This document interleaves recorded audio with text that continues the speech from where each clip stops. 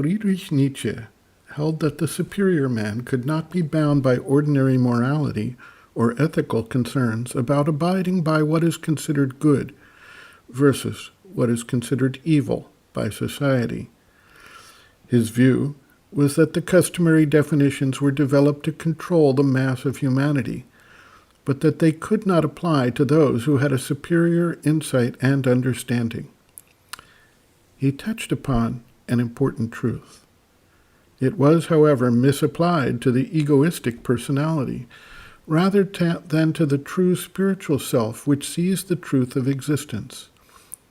His philosophy was construed, particularly at the time of the Third Reich in Germany, as supporting the declaration of supremacy that treated other people as animals and justified their destruction in the name of uplifting the human race. The Holocaust was one result of this misapplication.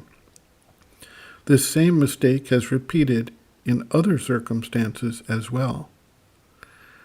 Fyodor Dostoevsky, in his novel Crime and Punishment, explored this concept from the point of view of an individual who took a similar stance, asserted to himself his superiority, and thereby justified his actions to steal and eventually kill an individual to achieve his own financial support needs.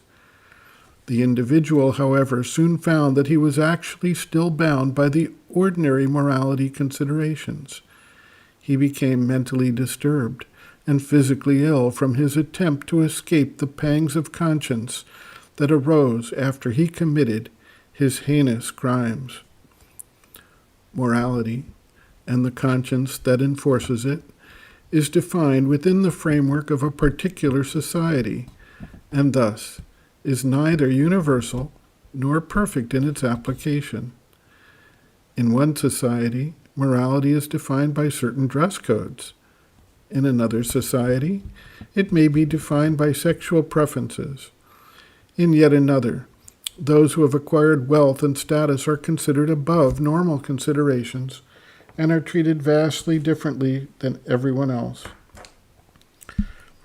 Concepts such as might makes right, all's fair in love and war, discrimination against one group or another, or the treatment of women as property, and the excusing of immoral means of acquiring wealth and power through deceit or through enforcement by brute force, illustrate the limits of traditional framing of morality.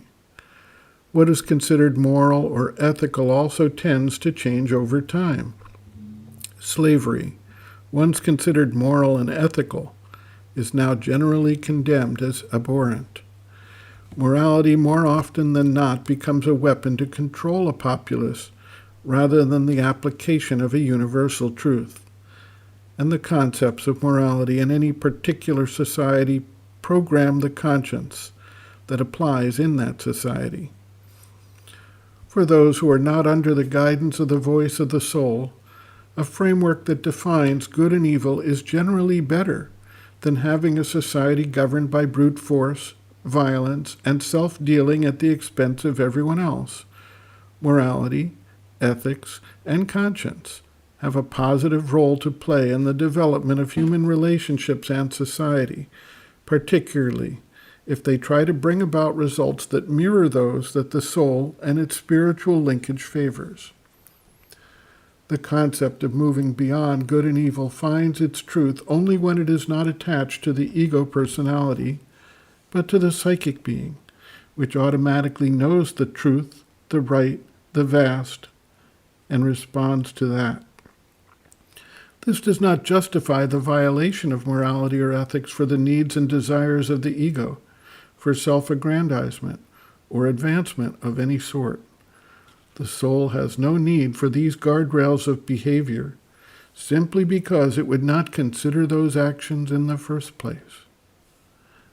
A disciple asks, "Sweet Mother, Sri Aurobindo says that the voice of the ordinary conscience is not the voice of the soul. What is it then?" The mother responds, quote, "The voice of the ordinary conscience is an ethical voice, a moral voice, which distinguishes between good and evil, encourages us to do good, and forbids us to do evil. This voice is very useful in ordinary life, until one is able to become conscious of one's psychic being and allow oneself to be entirely guided by it. In other words, to rise above ordinary humanity, free oneself from all egoism, and become a conscious instrument of the divine will. The soul itself, being a portion of the divine, is above all moral and ethical notions. It bathes in the divine light and manifests it, but it can truly govern the whole being only when the ego has been dissolved." End quote.